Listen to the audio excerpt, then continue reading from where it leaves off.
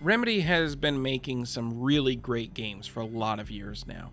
Most well known to modern players as the developers of massive cinematic titles like Alan Wake 2 and Control, I think it's well worth looking at their early days as well. We won't be taking a look at their earliest game, but I do want to look at their most well-known early title, which would lead into their first successful franchise, Max Payne. I was kind of surprised to see that a lot of the Remedy standbys are already here, at least in some nascent form, from the hilarious fake radio shows and the sense of humor in general, to the constant presence of Sam Lake's face, to a really carefully crafted sense of atmosphere. Now, these days Remedy games are known for being truly incredible looking showcases of what modern game graphics can be. But thanks to its stylized nature, Max Payne holds up remarkably well today. Even the plastered on face textures still look pretty damn good with their changing facial expressions. Now, don't mistake me as saying this game looks incredible or anything, but for what they're going for, it's completely fine, even when set to modern, high resolutions. The comic books that are used to tell the vast majority of the game's story are a really nice touch from a developer who didn't have tons of money, and it works a damn sight better than full cutscenes probably would have. They're accompanied by some really great monologues that are well voice acted and have some truly excellent writing. Now, the story that all that great plate setting and storytelling is trying to get across, that's a lot less interesting.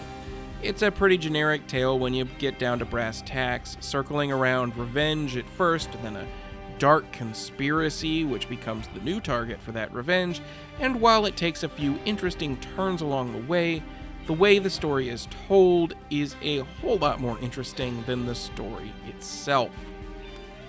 The core gunplay here, however, is truly and absolutely excellent. To be sure, Max Payne is your normal third-person shooter. You just point your crosshairs at enemies and click the mouse. What Max Payne adds that made it unique at the time, and still pretty cool now, is what your right-click does, triggering a bullet time mode straight out of The Matrix, a movie that was only 2 years old at this point.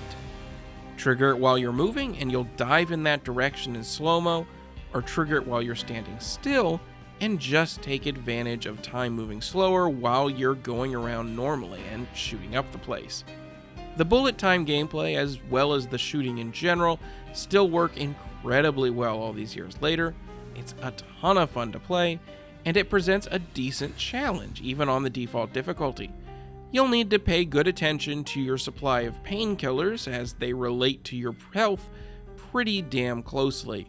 In fact, in one of those classic playing older games moments, I got a little screwed over a few times early on because I didn't recall that your health fails to reset in level transitions, meaning burning a bunch of the healing items at the end of levels, something you usually do in modern games, is definitely not the play in the way it is now. There is, however, a nasty little bug that still exists where they built in dynamic difficulty for the default difficulty setting, but forgot to actually make it work properly. It basically raises the difficulty until it reaches the max and just leaves it there. There's a fix on PC Gaming Wiki for the issue, and I highly recommend using it unless you enjoy getting one-shot by guys you haven't even seen yet from across the street. Even with that fix applied, though, you're gonna need to have your fingers on those quick save, quick load buttons a lot. This is a PC game of its era, and it is not forgiving in the slightest. But I'll be damned if I didn't have a great time despite that. And once you get back in the flow of that quick save, quick load rhythm, you can just take on challenges over and over again until you get it right. And they're not so devilishly difficult that it really takes all that long to get through any specific section. Honestly, the way I treat it is just that's a part of playing a game that came out when it came out. That being said, while Max Payne is really great when it's doing what it does well, it's also really quite awful when it's doing things it doesn't do well. The nightmare mazes and the associated platforming sections are truly terrible, and you wonder why they're here at all. Weird dream sequences are something that Remedy would certainly get better at over the years, as they're one of the things I appreciate the most about their more current games. And I think I appreciate this one conceptually, but I guess they had to start somewhere in order to get where they are now. These are quite annoying to get through, especially the platforming, which requires you using the game's really loose jump. Getting this game working real well on modern PCs really only takes a single all-in-one mod called the Complete Fix Pack, which is over on the Steam community, though I'd recommend leaving out the texture pack for the most authentic experience. That's what I did for all the footage here. As I mentioned earlier, the game still looks fine today, and there's no need to use machine upscaled textures.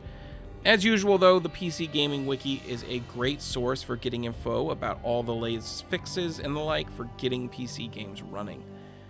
And I do very much think you should play this on PC if you're going to play it. Or at the very least, you shouldn't play it on PS2, which was a much degraded port compared to the original PC version. But moreover, most any modern computer could run this thing at the resolution of whatever monitor you have it hooked up to. Plus, personally, this game just feels made for mouse and keyboard. Now, just to be clear, you should absolutely check out Max Payne. It is starting to show its age in a few small places, but it's still a great thrill ride, and one you absolutely should have.